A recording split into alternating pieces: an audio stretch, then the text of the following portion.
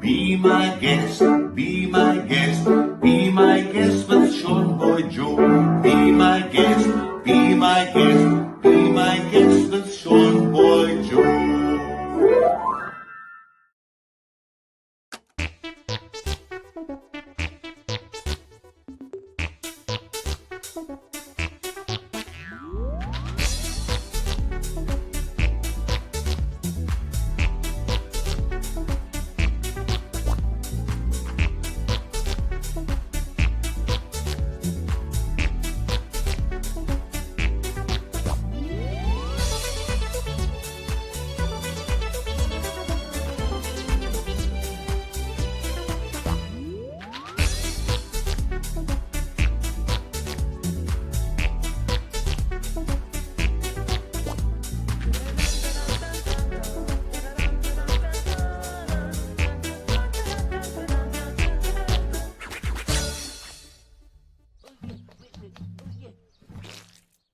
Hello, my good friends. Welcome back to the Be My Guest podcast channel with me, your boy, Sean Boy Joe, with a fabulous podcast. And it's a video again, because we know how much you love the videos. You are all very welcome.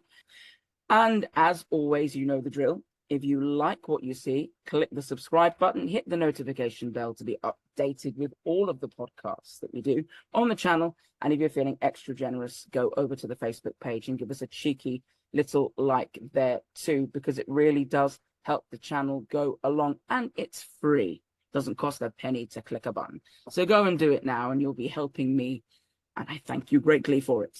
Now, on to today's guest, and it is a great chat, because I am joined by somebody who has been in the business for more than 40 years as an actor, a writer, puppeteer, a voice artist, and panto connoisseur. Of course, best known for his many roles on the Thames television program Rainbow. I would like to welcome to my channel the absolutely fabulous Malcolm Lloyd.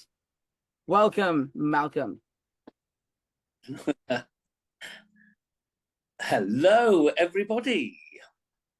How are we, Malcolm? How are we doing? I'm very well. It's a new year and another year older, and I'm still alive. So that's a good thing. Still talking, still here. Still talking, still got my own teeth and my own hair. You know you've made it when you've got your own teeth. There we go. Right. So, as I like to do with all of the podcasts, I like to go through a timeline and work my way through and start, as I always do, with a little Malcolm and what a little Malcolm was up to when he was younger. I was fascinated to read that lots of guests say, oh, they come from that sort of background, but your parents weren't actually very keen on you getting into this showbiz lark, because you had a very important job that you gave up for it. Well, yes, I did. When I left school, I joined a bank. I was going to be a bank manager, and I also, at the same time, joined a sort of local Amdram group. And I just kept thinking, if I could do this and get paid for it, that would be wonderful. So I thought, how do I become an actor? I don't know. And then I discovered something called drama school. So I thought, well, I need to go to one of those. So I auditioned and got into a drama school, and then told my parents that I was going to hand in my notice with Lloyd's Bank and go off and be an actor. Much to their disgust. Yeah. But we made it. We've had a career and a lot of fun along the way. So I made the right decision. I think you did. I think it sort of fell into place. It's interesting you spoke about the amateur dramatics, because I was in an Amdram group for many, many years. It was the best experience of my life. But it is, because you tend to get to play parts you wouldn't get to play in the profession. I was in 4 or 5 parts a year. And you with a lot of plays that they either want a name or they want a particular type of person, whereas with the Amdram you cast from what you've got within. So you can be playing a mass murderer in one play and then a silly old man in another one or whatever. and it's a great experience. Great experience. Yeah.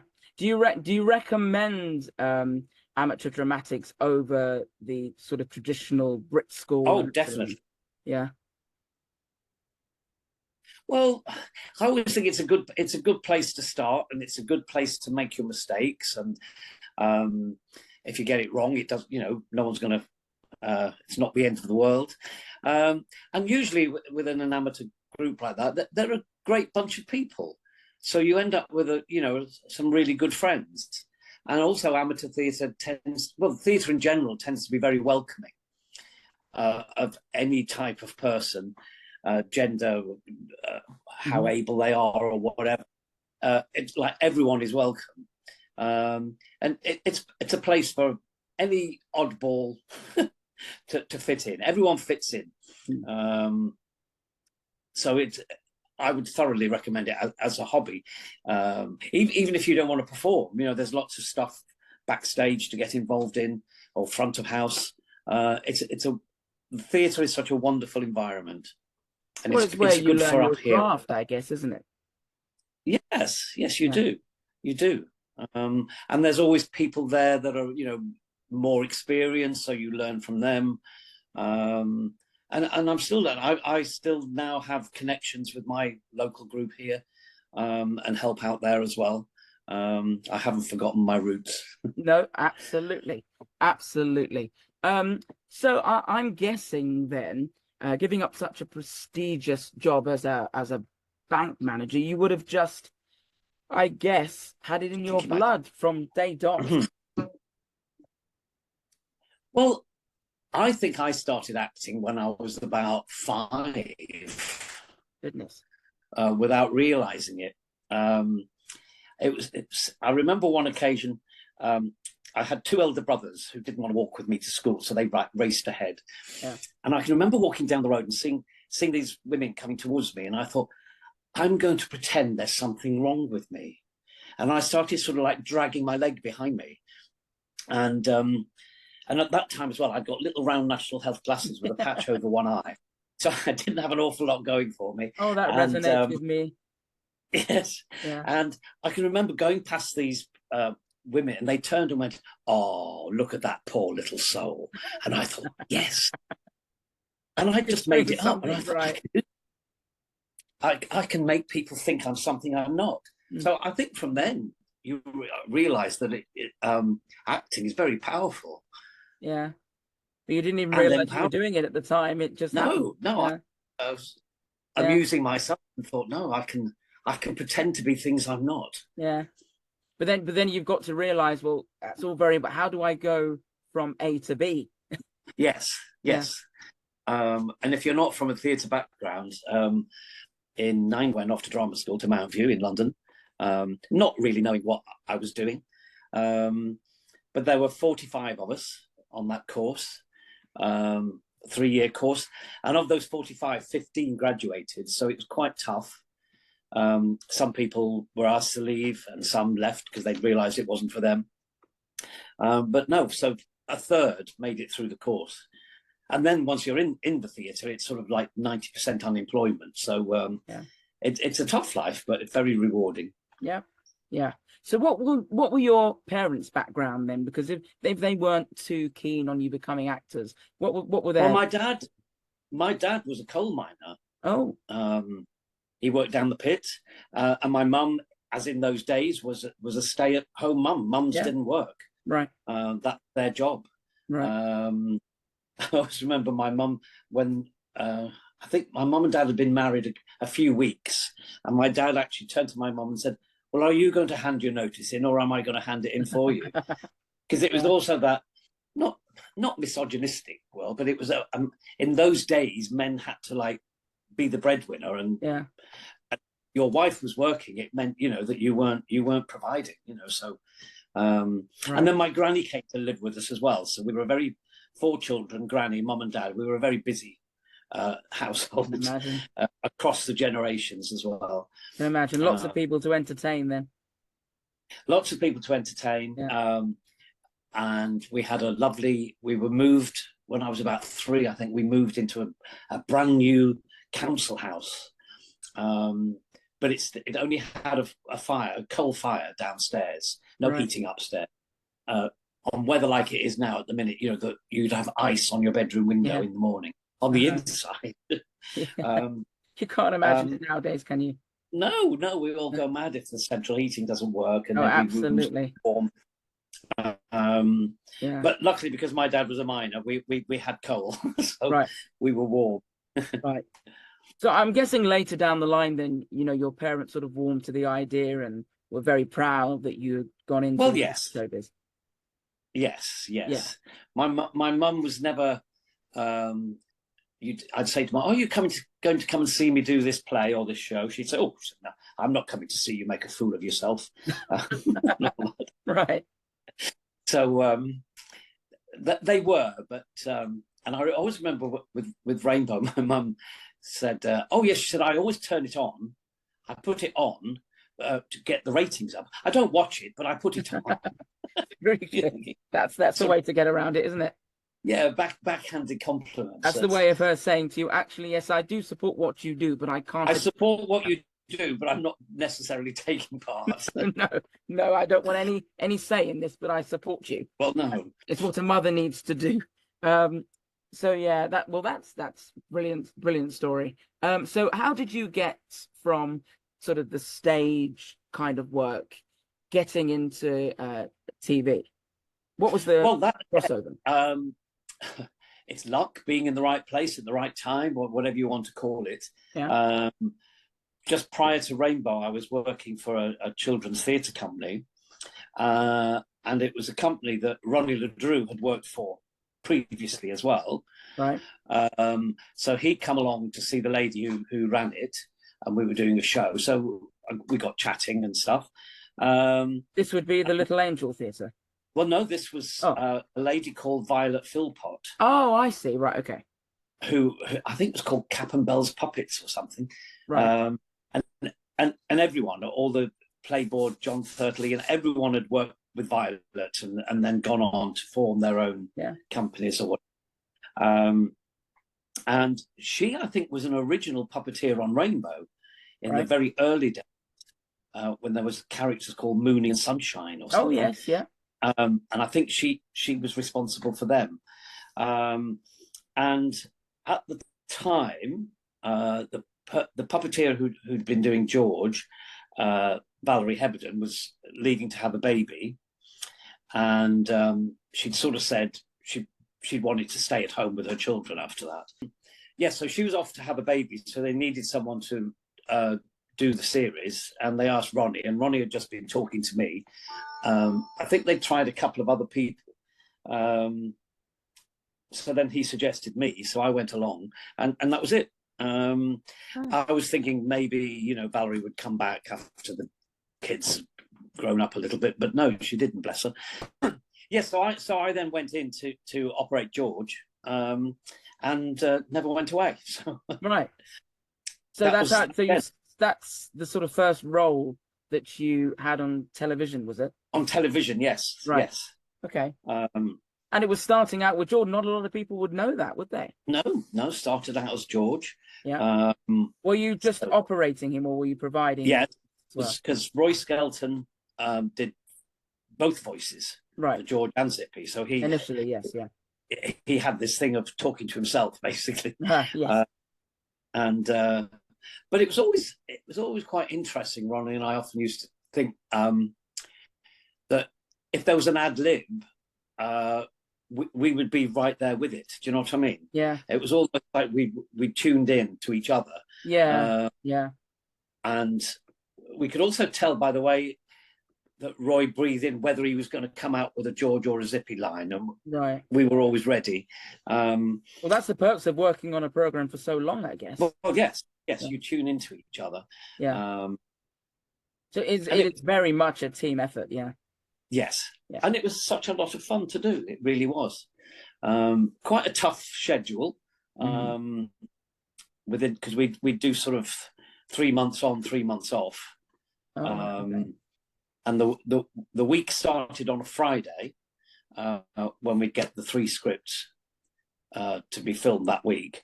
So we'd have like a read through and a block on the Friday, then learn it over the weekend. Although Ronnie and I didn't have to speak, we still had to know the script. Yes, right. And then we'd rehearse Monday, Tuesday, and then go into the studio on Wednesday and Thursday, film the 3 episodes, and then start again on the Friday. There you go. But there wasn't very much out there at the time like that on children's television, especially here in the UK. You know, of course, you had the likes of Sesame Street in America that I guess you have to thank for Rainbow, really. Well, yes, because the Sesame Street was very popular over here, and the powers that be at Thames thought, well, let's make sort of our own British version, right? And that's where I think it was a lady called Pamela Lonsdale who put Rainbow together with this thing of having fun, but some educational content or a moral or that sort of thing. And Rainbow was born, and it ran then on TV in that form for 21 years. Incredible. Continuously. Incredible. And every week. It wouldn't happen again. You wouldn't get a program running as long as that. And well, no, I mean, they say things like Sooty is the longest running children's program, but it wasn't continuous. No, you know, it would be on for several weeks within a year. Yes, and then they'll sort of remake it again. Yeah, but I think Rainbow must hold some sort of record for being on. You know, it was almost like a soap. You know, it was a weekly, 2 episodes a week, 52 weeks of the year for 21 years. Yeah, and the nation loved it. And I guess down the line, you have more leeway to know your characters and develop storylines, because as years went by, the storylines were very different to how they initially started out. Yes, and we sort of, well, not tackled, but you know, we would try to do issues, to, you know, including people, or what's it like to what does it feel like to be perhaps pushed out a little bit. So we might have an episode where everyone's being a bit mean to George and he feels out of it and alone, but it would always come good in the end. But there was always some little thing there in the background that maybe a child would think, oh, that's happened to me, or oh, that's not very nice to do that, is it? No, very relatable. And also, of course, it's a good starting point for parents as well, because children can then ask the parents, what did he mean by that? And it brings up conversation. Yeah. And also it was you're saying with parents, but it was also a program that parents trusted. Yes. That you could put your child in front of it and not have to worry about the content. Right. And it's a program they'll quite happily watch as well, because down the line, you've got parents now that say, well, I remember watching it when I was younger. Well, yeah. And then my children watched it. Yeah, right. Well, yes, there you go. I often wonder whether if Thames Television hadn't lost its franchise, because that's when it all came to an end. Yeah. How much longer it would have gone on for. Right. Yeah. It certainly had a few more years, I'm sure. There were so many wonderful people who made that show, and of course, everybody just fell in love with Jeffrey. And you talk about, you know, the longevity of Rainbow and that it could continue. You know, it saddens me that, you know, Jeffrey, as much as he was very loved for Rainbow, wanted to actually be a very serious actor. And perhaps because he stayed in that role just a tad too long, it wasn't something that he was able to pursue. You know, I look at all of the characters that he played in there; they were almost like theatrical performances. Well, yes. I mean, he was very versatile, especially when we did the sort of more fantasy programs like what was it, Zip, Man and Bobbin? Was it? I remember, and Jeffrey was terrific playing the Joker and things like that. And so but at the end of the day, it was a you know, a secure job that kept him going, you know, for all those years. So absolutely, if you're married with a family, sometimes you think, well, I've got to stick with this. But it was a shame that once Rainbow ended, that people wouldn't really employ him in any serious role. Because no, people will just say that's Jeffrey from Rainbow, you know. Of course. Whereas I people mean, like that was me, the news headline when he passed away. Rainbow's Jeffrey has died. Yeah. Yeah. Whereas people like me, who were undercover, either as George or Bungle, Yeah. Unless you tell them, people don't know. I know it must be quite rewarding. I know Ronnie says that he walks down the street and has a little rainbow badge on him, and nobody knows unless he opens his mouth. But nowadays he's done quite a number of appearances as himself, so he's getting a little bit more recognised since his book. Yes, because I used to appear as a human quite often in Rainbow as well. Right. Mainly like if Rod, Jane, and Freddie were doing a song and they needed like somebody, like in a cafe or a library. Right. So it would invariably be me, or sometimes Ronnie, that would be the extra in the background. Yeah. If you troll through them, you'll often spot me and Ronnie as humans. Right. Okay. In some form or other. Right. So how did the transition go from playing the character of George, puppeteering for him, to actually landing the role of Bungle, which is probably what we know you best for? That again was we'd gone down the road of a lot members of the cast writing the scripts as well. And which in some ways worked very well because obviously they knew the characters, but sometimes there was a little bit of not tension, but sort of, oh, the script's not as good as that script, or I prefer that, this sort of thing. And it was then decided that they'd go back to having not having it written in-house. And as far as I'm aware, Stanley, who had played Bungle for many years, wanted to carry on writing. So it was sort of like, well, do you want to carry on writing it or being in it? And he carried on writing. And I'd done Bungle a few times for charity events when Stanley couldn't do them. I was sort of like his understudy, if you like. And we'd also at that time doing a touring show in which I was playing Bungle. So then the producer at the time, Charles Warren, said, well, Stanley's not doing it anymore, so will you take over as Bungle? So I was allowed to walk and talk at the same time. It was there you go. You were upgraded. Well, I love playing George. It was lovely playing George, but I suppose as an actor, it was more fun for me to be Bungle than George. Well, it was nice to be more physical, I guess, and sort of walk about. But then you have the downside of, oh, well, now I have to actually learn the lines. They can't be there under the seat properly. Yes. Yeah. Or because of the way television works, where they want the program to be a particular length. Right. We were supposed to be like 14 minutes, 45 seconds. And you couldn't really go over because then they'd lose commercial break time and all that stuff. So you'd be filming and then they'd suddenly say, oh, that block of dialogue there, miss that bit out. Don't say that bit. Say this bit instead. So it was all quite at the last minute to make sure it ran to time. Or if it was a bit underrunning, it would say something else. Make that last a bit longer. I guess that's why it came across as quite authentic as well as if it was live, because it didn't seem scripted at all. Well, no, and I think the way we recorded it as a proper little play, really. Yeah. And it was always done. We recorded it in order. It wasn't where we'd record random bits and they'd knit it all together. We started with the opening credits and went through. Yes, we'd stop, obviously, or sometimes have to go back and do it again. But it was a lovely job. It was a lovely job. Very happy time. Taking on the role of Bungle must have been, as well as rewarding, quite, I guess, nerve-wracking at first, because you've watched the person for all those years before play the character you're about to do. That's very different, and I guess it makes it easy because you've been able to analyze exactly how the character is. Well, yes, and you can hear in your own head, you can hear the previous person. So it's sort of, you start off.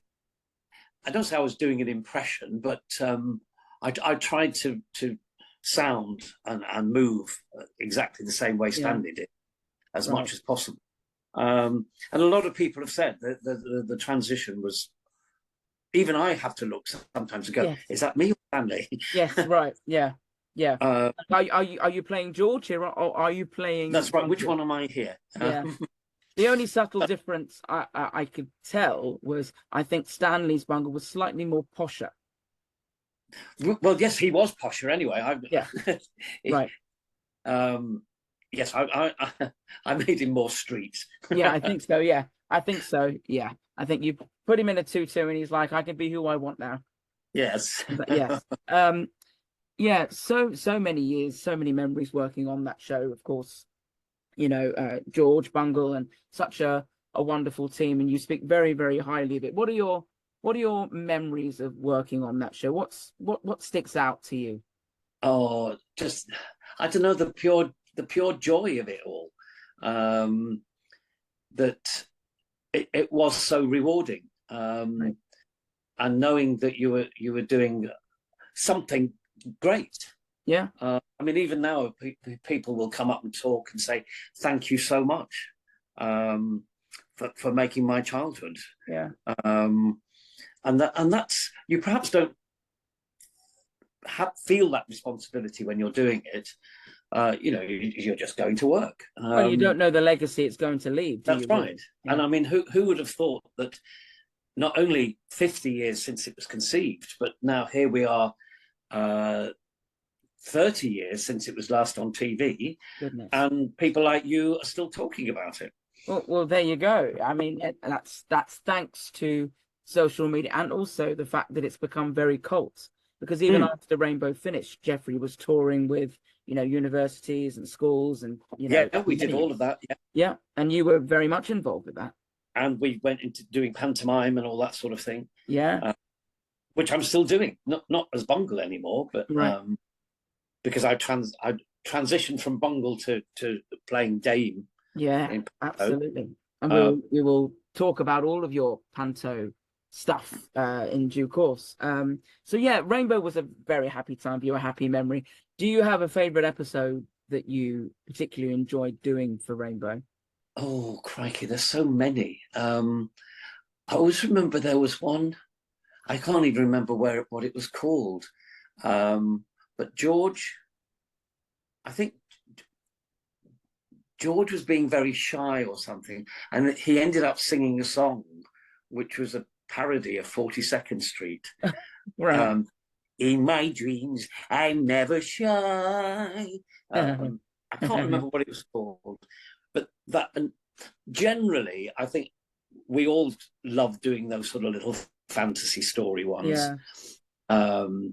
Like Zip Man and Bobbin and Super Bungle and those sort of ones. The sort of ordinary, going through colours, ABCs or whatever. Right. Yeah. That was all great, but those was always special ones. Yeah. No, it was funny how things work, isn't it? Yeah.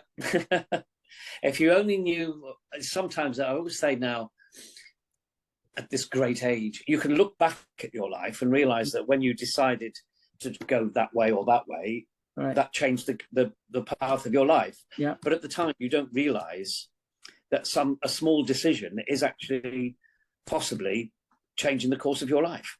Oh, absolutely. I mean, if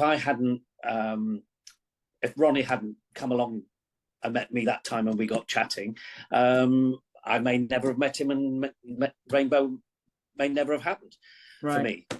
But then again, I might have ended up in Hollywood, a big major star. But you don't know. George in Hollywood, Bungle in the States. Who knows? It may be a crossover with Sesame Street. You never know. Well, yeah. Or maybe he often crossover, didn't he? Many times. Bungle in a Hollywood movie. Yes, that's right. It makes me laugh because that's the kind of stuff that people talk about all the time nowadays. You've got all these books for Rainbow now. You've got loads of merchandise. People even creating their own merchandise and selling it online. And you've got several books now that talk about the careers of these, rainbow stars and the Yes, where are they characters. now? Where are they now? I mean, what would they be doing now? Where are Yeah. they now? Well, yes, that would be interesting, wouldn't it? Is Bungle still in a tutu? Oh, I love that tutu, that big blue tutu. Yeah. That was a fun episode as well. They wasn't shy for something like that in the 1980s. They certainly weren't shy if you think about it. Rainbow was primarily dominated by male characters who all lived in the same house together. Well, yes. And slept in the same bed. Well, yes. Shared the same bath. Yes. Who wore pajamas to go to bed, but walked around naked the rest of the time. I mean, that's it. Who? And then offered Jeffrey a place in the bed with them. Yes. I mean, it's crazy for the 1980s, but of course, children don't, they see No. past that. But it's just incredible for a show that can be so inclusive like that, especially for the era that it was. I mean, yes, everyone was male, weren't they? Really, other than Jane. Yeah. Well, is Zippy male? I don't know. Is George male? No. Right. Okay. Well, that's a question nobody answers. Yes. George is a pink hippo. Exactly. And what is Zippy? No, I that just reminded me again of another funny episode. It was I think it was a Stanley was Bungle then when I think it was a trip to the seaside or something. Right. And Bungle had put his swim trunks on and gone out into they were like cardboard waves. Yes. And he lost his swimwear and wouldn't come out of the water. Jeffrey had to wade in with a towel to put right. Right. Well, you normally they did have some funny scenes.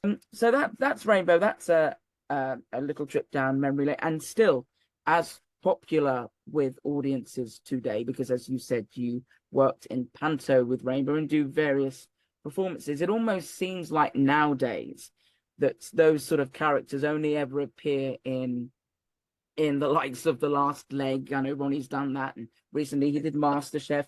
Is it nice when these characters come back? Because although we see a lot of Zippy and George, we don't often see a lot of Bungle.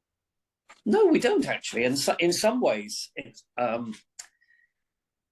it's easier to use Bungle than it is because you don't have to hide them. Right. You don't have to hide a puppeteer. But I don't know. I think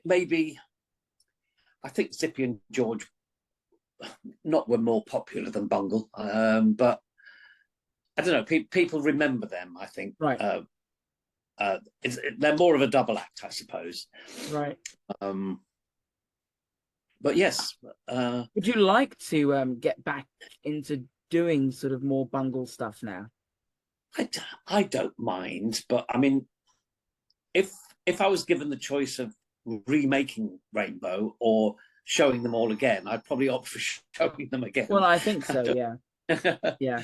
I don't think it would have the same effects now if you would kind of bring it back. It would lose its kind of spark. Yes, it was of its time. I don't know whether I don't think you could recreate it really. No. Just like you can't recreate the characters, and you've got the puppets down there, and they are, they are warts and all, aren't they? So you haven't had them restored. No, I've got his Bungle here. Wow, look at that. There he is, and his mouth still wear and tear on him there. Yeah. You've never thought about restoring the puppets, have you? Well, he's been tidied up here and there, and there's a chap called Chris Clark who borrowed this Bungle and has remade him. Oh, I see. But they kind of lose their authenticity yes. When you look at them, I think they've been well used. They've been well used, well loved. Bless him. Yes. But one day they'll fall apart, I'm sure. Yeah, well. But as long as you can still do the voice, that's the most important thing. Sitting here.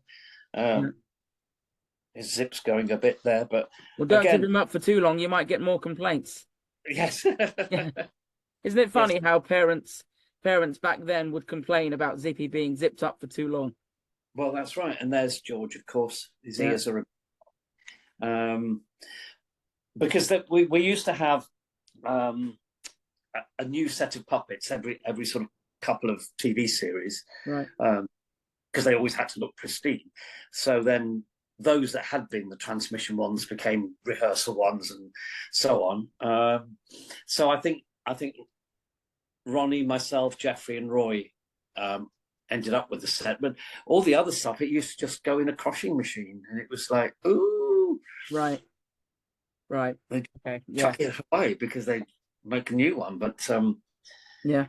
luckily, we've got these frail old things still. That's it. And they tried to keep them as realistic as possible without changing them too much, although they were updated slightly. I know certainly one of Ronnie's big bugbearers was that when Rainbow ended and he started to play Zippy, they kind of made his eyes into these very sort of funny shapes, and he didn't like it at all. He was like, "Now they boggled yes. them or something." Yes. Yeah. Yeah. And talking of remakes, we have to talk about this particular show that I get so many requests to talk about, because if I close my eyes and I'm not watching the television screen, all I can hear is Bungle, George, and Zippy. So talk to me about that program that you tried to remake for ITV2. Oh, it was for GMTV, wasn't That's it? About a little mole in his hole. Mole in the hole. Yes. Well, that again was trying to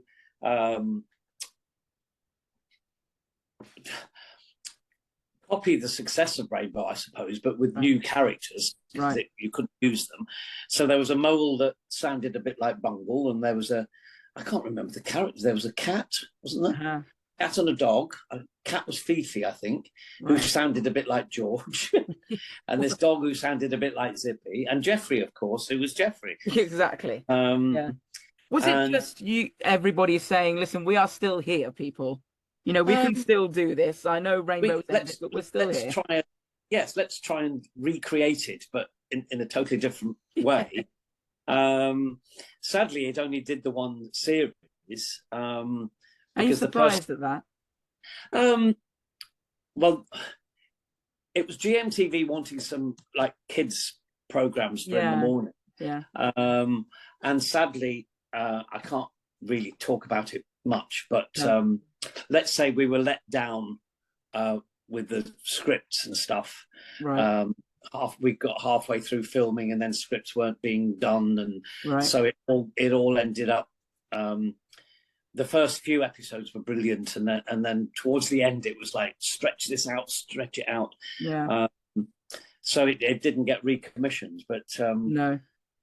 But I think that the characters, they're still somewhere, those puppets. Yeah, it'd be interesting to see where they went to. But I remember vaguely watching it and remember my folks saying, "Oh, I see Rainbow have new characters." Yes. And they all sound the same, but I see they have new characters. That's right. Yeah, but yes, whilst you were doing that, then obviously Rainbow was being sort of updated in various different forms. You know, when Ronnie took over the role of Zippy, of course they moved to the toy shop, and after that, you know, Rainbow continued. Would you like to have been involved in more Rainbow stuff after it ended? Well, again, I don't know whether I'm treading on toes here, but whoever took the rights to make the program, I don't know why they didn't just bring everybody back. Right. I think it was a matter of cost. They wanted to make it less expensive, I suppose. Right. But maybe if they'd, you know, just rebooted the whole thing, it might have been more successful. I don't know. No, you can never tell. You can never tell. But anyway, that is, of course, Rainbow, and it's, of course, what I watched as a child. And we're going to come on very soon to what you watched as a child too. But I want to come on to some more of your career. And one of the things that fascinated me is that you were involved in a certain Royal Variety performance. Oh, right, yes. That was a while ago. I played a parrot. I remember. Of all now. People, you played a parrot, from a hippo to a parrot. Can it get any better than that? What a great time to be alive, hey? You're a parrot. Well, yes, I'm playing a parrot with Susie Quattro singing "You Made Me Love You." It's all coming back. Right. A royal gala with Charles and Diana, I remember. Yeah. that was quite funny actually, because I got to meet Prince Charles by accident. You know, at the end of the show, they have all the stars lining up. Well, Right. because I'd just been a parrot, I was like on the second row, not the row to meet. But because all the celebrities were getting more and more excited as the royal party came along, they were like shuffling along. So when it came to it, I then ended up, instead of being on the second row, I was then on the front row because I've been left exposed. Yeah. And this poor woman from the TV company was coming along with Prince Charles, introducing him. And of course, she then came to me and thought, I don't know who that is, because I wasn't supposed to be introduced, but they'd all moved along and left this gap. So I just said, oh, I was the parrot. And he just went, oh, yes, very amusing, very amusing. Yeah. So I met Prince Charles when I wasn't supposed to. But well, you should have just said, I'm actually more famous for being Bungle. Oh, that's you. Yes. Yes. Yes. Like a parrot. Yes, that's a one-off. But yes, you can catch me on television. Yes, you can catch me twice a week. That's it. Twice nightly. Yeah, that's it. So that's an interesting story. So, you know, performing in the Royal Variety, what an honour that must have been, really. Well, yes. Yeah.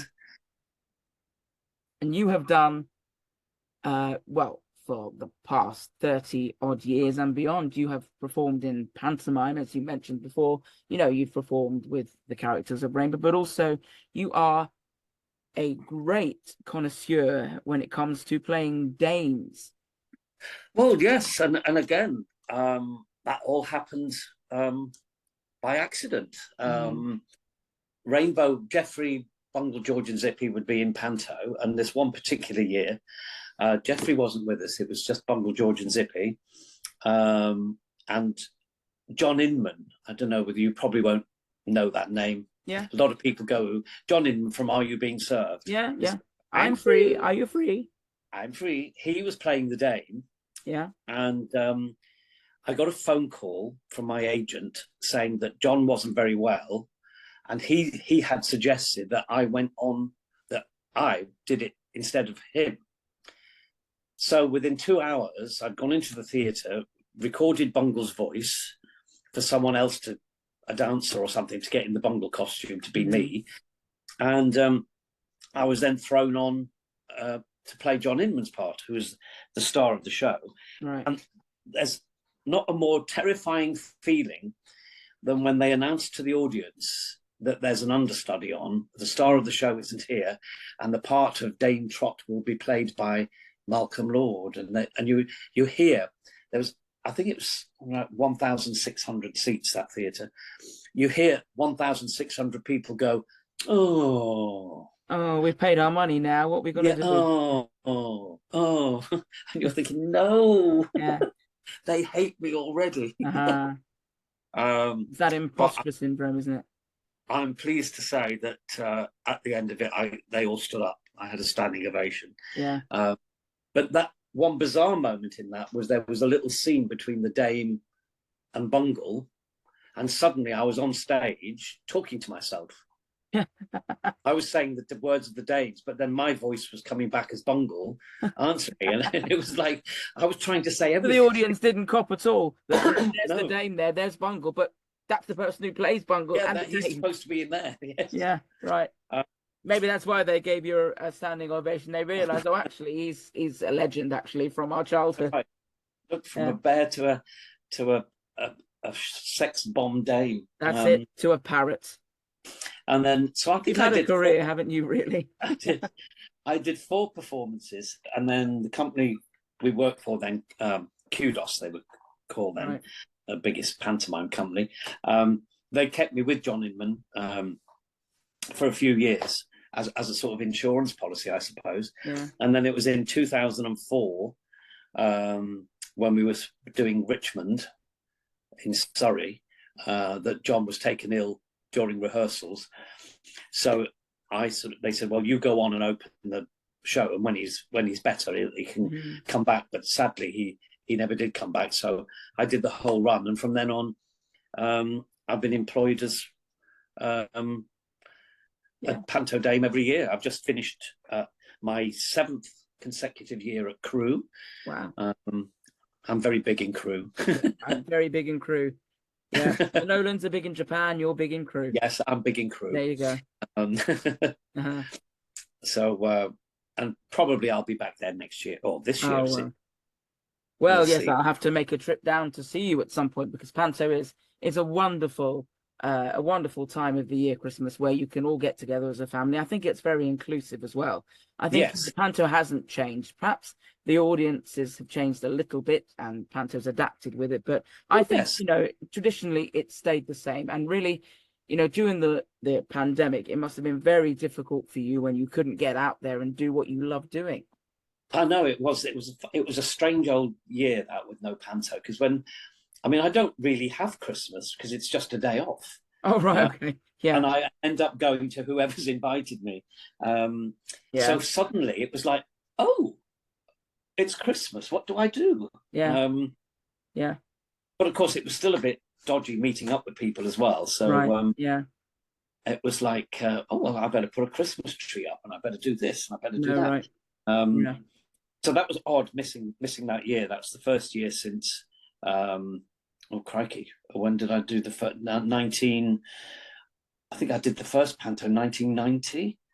Right. So yeah, that was the first Christmas for 30 years that I wasn't doing a panto. And not by default either, so yeah. And not by default, no. Yeah.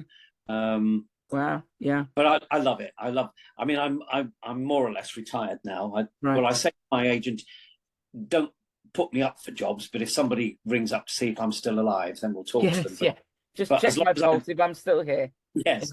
But as long as I do panto every year, that's sort of like well, of course. Lots of actors go into panto because the work's a bit low and this, that, and the rest of it. And I love it when people say, actually, panto is what I live and breathe for. It's what I want to do. It's a main job. I don't choose it. It comes to me. Yeah. And it's not, it sometimes does have that reputation that, some famous person, oh, look what they've come down to now. They're having to do panto. Well, they soon realise it's not an easy job. No. Do you wish that the theatres in particular in the theatre industry, do you wish that the higher beings would trust theatres more, especially during the pandemic when we were saying we can be safe, we can do this safely, but you are costing people a lot of jobs, not just the people who work on stage, but people who work behind the scenes, who have done it for a long time, have had to give up working in the theatres during the pandemic and haven't been able to come back. I mean, the people on stage, I've just finished now. How many of us? I think there was about 14 with the dancers, people on stage. Yeah. But there's probably 40 behind the scenes. Yeah.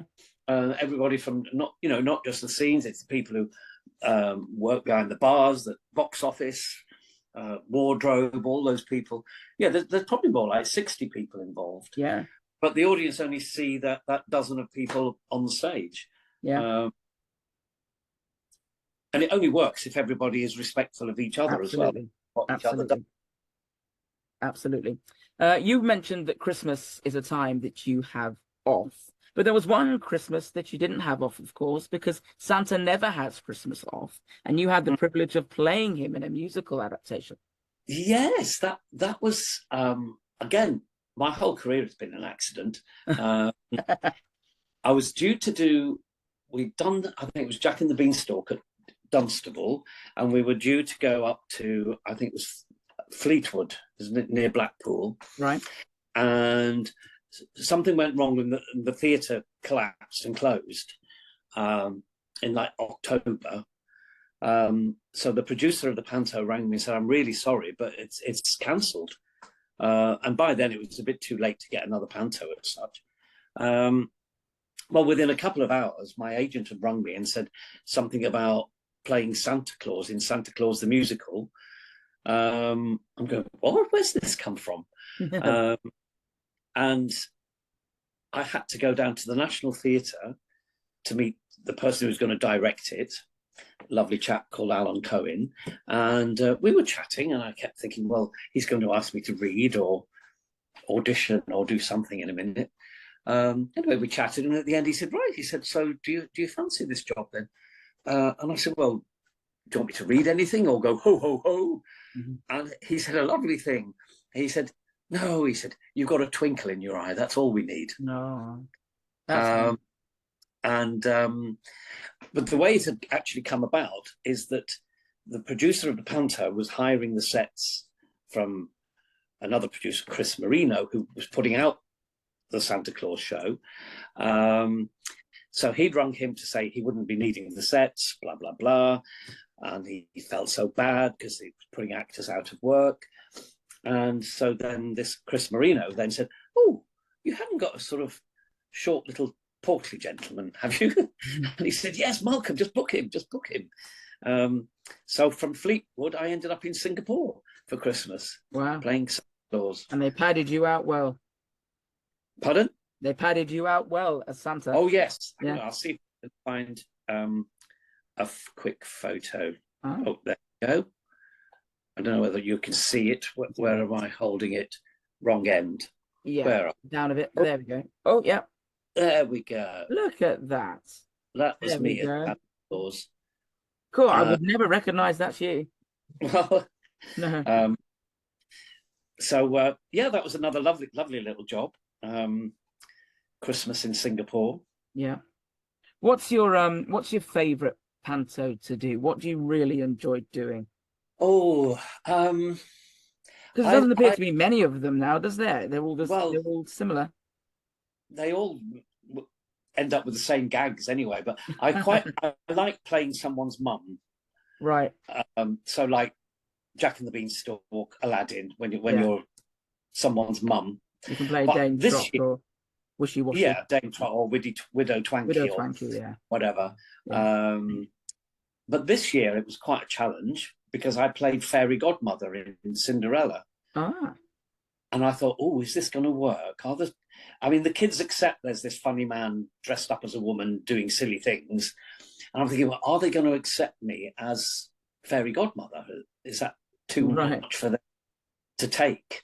But the way we did it was that I was the first one to come on as fairy godmother, and then explain to the children that I was working undercover. So, because Cinderella doesn't know I'm her fairy godmother. So next time you see me, you won't recognize me. So I'll give you a little wave and you'll know it's me. So then I was then the cook at Hard Up Hall. Oh, right. So I was there as playing it as a dame, but I was undercover, spying on Cinderella in a way, making sure she was worthy. And it worked really, really well. So the kids got in on it, that they knew I was the fairy godmother, was their little really. secret, and then it was like, then it was like the little old lady in the woods. And then I was Gloria the beautician, getting the ugly sisters ready for and custard pies flying all over the place and all that great fun. And then it was so magical this year doing the actual transformation with Cinderella, because I went in as the old lady and then I'm your fairy godmother, and actually doing the transition from the pumpkin into the coach and the horse, and we had a wonderful flying coach and horse with Cinderella in it, and it used to fly, and the audience were cheering, and it was like, oh, I've done that. It was really magic. So I really enjoyed it this year, although I was a little bit worried that maybe the kids wouldn't take it, but no, they did. Yeah, they kept with me. Yeah, they've stayed with you in all the characters that you've played. They've stayed with you, and it's always nice to be a cook in panto. Well, yes, and we're going to sort of go full circle a little bit now with the characters that were once and what they are doing now. And you could say that if you're a cook, you'll be eating pizza. And you were in the pizza adverts with Bungle. Oh, right, yes. We went over to Hungary. Yes, Hungary for pizza. Right. Budapest to make the pizza commercial. Yes, that reminds me of that. Was that pre-COVID? Yes, it was. It would have been about 2016, 2017, I think. Yeah. But there was actually Bungle did another advert that never got shown for the post office. Oh, right. Yes, with Ray Mears, Bungle and Ray Mears. Oh. What a shame we never got to see Bungle in his post box. Well, yes, I've got a copy of it somewhere, but yeah, it was to do with a saver account or something, and it was just at the time that interest rates tumbled to nothing. So suddenly they hadn't got a product, so they never showed the advert. Yeah. But yes, they've done a few adverts. Yes, that was fun in Hungary. Was the advert for the Hungary market then? No, it was shown here. Right. Okay. Yeah. It was shown here. Would have been funny if it was over in Hungary, thinking, who is this character? Well, yes. What was quite funny is that we were there. It was all done in English, but the family, there was a human family present that were Hungarian. Yeah. But they didn't have to speak. Oh, right. So that they couldn't understand a word we were saying. Oh, right. I think they were very confused to be in the studio with a bear and a pink hippo and a zippy. Just politely say, listen, we're big in England. Don't worry. Yes, we're big. Don't worry about it. No. Just smile for the Blame camera. the British people. You know, we are British. This is what British people do. Yeah. No, it was all to do with the ordering on the app or whatever it was. Right. Yeah. Again, I must have a look at that. I've got that somewhere as well. Have you seen that? It's a nice memory for you, which is good. Oh, yeah. Yeah, as we often do. And I'm going to jog some more memories for you now as well, because I will be. I want to ask yourself, Malcolm, what you were watching when you were a child. Oh. Let's have a little reminisce, shall we? This is the sort of conversation I have with the youngsters now, saying, you've got all these channels, you've got iPads, phones to watch. We had television and it had 2 channels. That was it. Yeah, right. That was it. And ITV, I think, came out the year I was born. So it was only 1 channel prior to that. Right. And there was no TV on during the day, other than it came on at lunchtime for some news and a little program called Watch with Mother. And then it would go off again until sort of something like 4:30, when there was things like Blue Peter and stuff like that. And again, it would finish at 11 o'clock at night or midnight if you were lucky. Yeah. And that was it. Telly off, on. So all you had to keep you company was a little sausage dog and 2 flower pot then. Oh, you know, I love that. I think my favourites were Bill and Ben, Andy Pandy, and the Wooden Tops. I think the Wooden Tops was my favourite. But yes, the Wooden Tops, Andy Pandy. Oh, yes, I think Andy Pandy's coming to play. Tra-la-la. I can remember it. Goodness me. Isn't it funny how you just remember the little things like that? Andy Pandy's never go away, do they? Yeah. They never go away. As does Rainbow. It never goes away. So we're very, very fortunate with that. That was a nice little trip down memory lane for you. Well, yes. Yes, it's been a while. Will be here in a minute to get me into bed, I think. There we go. This is a very nice home, by the way, that I'm in. Yes, it does look like it. Yes. They're very nice here, the staff. Absolutely. They feed you well. They feed you well. They keep me 2 clean. square meals a day. Yes. Yes. So talk to me a little bit now then about the television that is now, and kids TV in particular, how it's changed and your views on that. You know, what do you think about kids TV nowadays? Well, you were on it when it was good. To be honest, I don't see that much of it now. Right. Plus, they've now taken CBeebies away, haven't they? And CITV, yes, yeah. CITV, and it's now on its own. It's not on. I mean, as a younger adult, you'd catch kids programs because you'd get home, you'd put the TV on to watch the news or something. You'd just catch the end of Danger Mouse or whatever, Grange Hill and things. Whereas now, because the children's programs aren't on the main TV, I very rarely see anything. But Right. from what I have, I mean, it seems to be mainly animation. Yeah. Or seats, CGI and what have you. I don't know. Or could you imagine Rainbow being turned into a CGI animated show? I don't know how they do it, because I didn't like it when they did it to Bill and Ben. Right. I wasn't too keen on that. No. But you see, someone once said, these days, when you say, oh, the good old days, and then so if I'm saying, oh, the good old days, you have to remember that to a child now, these are going to be their good old days. Yeah. When they're old. So you sort of think, oh. It's true. But it's going to be golden for them, although I can't appreciate it as much. And I might say, but you're right, every generation is going to turn around and say, my generation was the best generation. That's all they know, really. Yes, that's all. Yes. Yeah. And maybe everything is of its time. Yeah. Like if you showed a 5-year-old Rainbow now, would they get it? I don't know. Or would it not? I think children are sponges, so they'll just soak up whatever they watch. No, it's a bit of a no to me. And again, I assume it's all cost. It's all cost related. I think. So you wouldn't see Rainbow coming back then? You'd have to tweak it slightly and modernize it, I guess, but it loses its spark. Yeah. Yeah. Yes, because it has to be. It is of its time. Yeah. It's of its time. And it's best remembered that way. It's been an absolute pleasure talking to you about Rainbow and reminiscing about your career, and you are still doing the pantos every year, which is fantastic, and I will have to make a trip down to you at some point. Well, yeah. Do in due course, maybe next Christmas, and see you. Beauty and the Beast. Do you know what you're doing?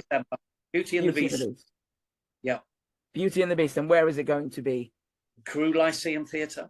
There you go. And you're doing that December the 8th till January the 5th, I think, something like that. There we go. And tickets are now available. Another year at the same theatre, which is lovely. Yeah, which is lovely being asked back. That's the greatest compliment, really. Well, of course, you've done it with a tick if they ask you back again. That's it. You've got no worry if they don't. Do you have a lot of memorabilia like Ronnie does, or are you one of these people that gets rid of them all? I have recently had a major clear out. Right. But I tend You're going to tell me you got rid of them? You naughty boy. Well, I've given them a load to a chap who does a lot of selling on eBay. So right. And that he can give the money to charity. So there'll be things on eBay. I haven't just put them in the bin. No, that's a good idea. But then I think about all the scripts and stuff. We should have kept them all. Yeah. But we used to just put them in the bin. Well, because you just don't know back then, do you? Oh, yeah. And also, with stuff I had, people would, say, oh, can my children come and meet you or whatever. So I'd be giving it all away as here's a present from Bungle or something. Wonderful. So, like rainbow annuals and stuff and rainbow badges. I'm giving it all away. Yeah, don't tell your mum that it's signed. Yeah.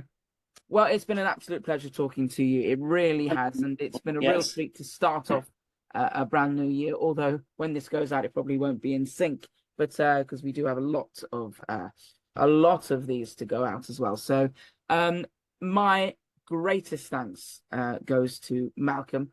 Thank you so much for joining me once again. One last question that I'm going to put you on the spot for, as I always do with my guests, is to choose a television theme to go out on. When this is edited, your choice of theme will be played out. What will it be? Have a little think. What a theme anything tune? You want. A TV theme tune? Yeah. Or a song? It could be a song if you like. All right, then. Something from your childhood. From my teenage years, here we go. And this will be a challenge for you to find it. All right. Mary Hopkins singing Those Were the Days. Those were the days. Lovely indeed.